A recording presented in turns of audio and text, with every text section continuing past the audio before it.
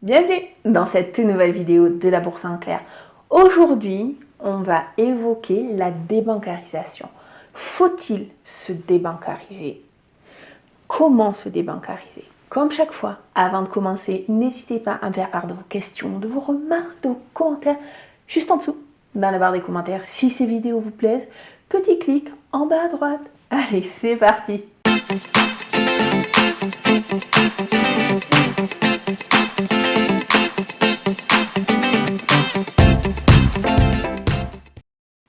Se débancariser, c'est le fameux mettre l'argent sous le matelas. C'est tout simplement essayer de se protéger de la faillite d'une banque. Pourquoi ce thème est en train de revenir de façon assez récurrente un petit peu partout? Tout simplement parce qu'on a eu, il y a une dizaine de jours, SVB qui a fait faillite. Vous avez maintenant, à l'heure où je tourne cette vidéo, 116 banques américaines qui ont les mêmes soucis qu'SVB. On a un souci d'inflation, donc on a une crise multifactorielle qui peut effectivement déboucher sur des faillites bancaires. On a Bruno Le Maire qui a très vite laissé place au discours du président de la Banque de France pour nous expliquer que, rassurons-nous, il n'y a aucun problème. Circuler, il n'y a rien à voir. Donc, le souci qu'il y a, c'est est-ce que si les banques font faillite, est-ce que l'État français pourra couvrir, rembourser les disparitions d'argent? Parce que c'est ça qui va se passer. Si les banques font faillite, c'est ce qui s'est produit en Argentine en 2002. C'est-à-dire que vous aviez des économies sur votre compte bancaire, pouf, plus rien, magie. C'est ce qui se passe actuellement au Liban. Au Liban, les gens ont de l'argent sur leur compte, mais ne peuvent plus le sortir. Ou juste de façon très sporadique, de façon au compte-gouttes. C'est ce qui s'est passé aussi en Grèce ou à Chypre en 2008, où vous pouviez uniquement sortir 20 € par jour ou 20 € tous les 2 jours. Donc ça, c'est pour éviter tout simplement un bank run. Comment faire pour se protéger d'une chose, d'une crise systémique bancaire?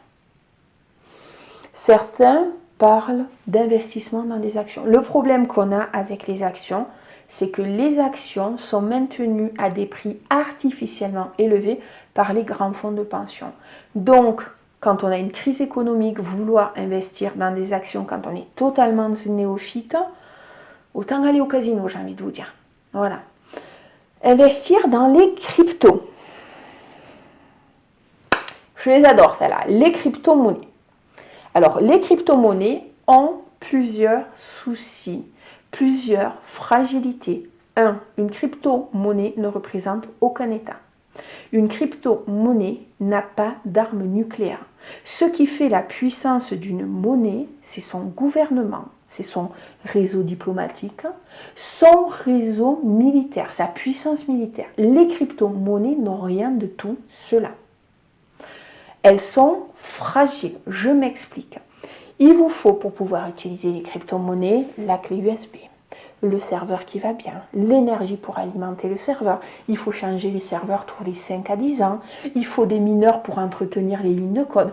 Donc c'est une monnaie qui est excessivement chère, qui est excessivement fragile. Donc quand j'entends des gens vous expliquer que pour vous protéger du risque financier bancaire, il faut prendre des crypto-monnaies, laissez ces merdes, ça sert juste au blanchiment d'argent. C'est juste pour transporter d'un endroit à l'autre de l'argent facilement. Voilà à quoi servent les crypto-monnaies. Pas grand-chose de plus. Sans parler de toute l'idéologie qui se cache derrière les crypto-monnaies, qui sont juste un contrôle de vos biens avec ce que j'appelle la monnaie bouton, le bouton monnaie. C'est-à-dire que vous avez des monnaies, votre compte bancaire par exemple, les crypto-monnaies, une personne en appuyant sur un bouton peut bloquer l'accès. Vous avez des lingotins d'or, des lingotins d'argent, des pierres précieuses, On ne peut pas, en appuyant sur un bouton, venir vous les chercher. Il faut venir chez vous. Pour venir chez vous, ça sous-entend qu'il faut des armées. Donc, autant vous dire que pour garder votre pouvoir d'achat, il n'y a pas 36 000 choses. Il n'y a que l'or ou les pierres précieuses. Pierres précieuses, on en a 3. Saphir, rubis, émeraude. Le diamant, oubliez. Saphir, rubis, émeraude. Et ensuite, donc, pour se débancariser, le fameux lingotin. Alors, les lingotins, vous en avez des grammes, des 5 grammes, des 20 grammes. Lingotin ou pièces. Il vaut mieux, selon moi, les lingotins. Pourquoi? Parce que les lingotins, si vous faites une petite marque, ça ne perdra pas de la valeur. C'est un produit standardisé, c'est le poids qui compte. Par contre, si vous investissez dans une pièce en or, vous faites la moindre éraflure, ça y est, elle a perdu de sa valeur. Donc, faites votre choix, mais l'avantage du lingotin, produit standardisé, où il n'y a pas de frais de création, de frais où je vais abîmer, machin et tout, c'est le produit pas prise de tête et qui vous permet d'être débancarisé. Pareil, si on a une grave crise économique, financière, déstabilisation économique et financière, ça génère toujours des déstabilisations sociales. Si votre argent est dans une banque, que vous devez quitter le pays, soyez sûr que vous ne pourrez pas sortir votre argent. Si vous avez de l'or, vous prenez ça, c'est parti. Vous pouvez changer de pays en conservant un certain pouvoir d'achat. Donc, faites bien attention à vos investissements. Actuellement, on est dans des périodes qui sont troubles. Certains recommandent l'investissement dans d'autres devises. Alors, les devises, ils sont bien doués, ceux qui savent ce qui va se passer dans les 5-10 ans à venir.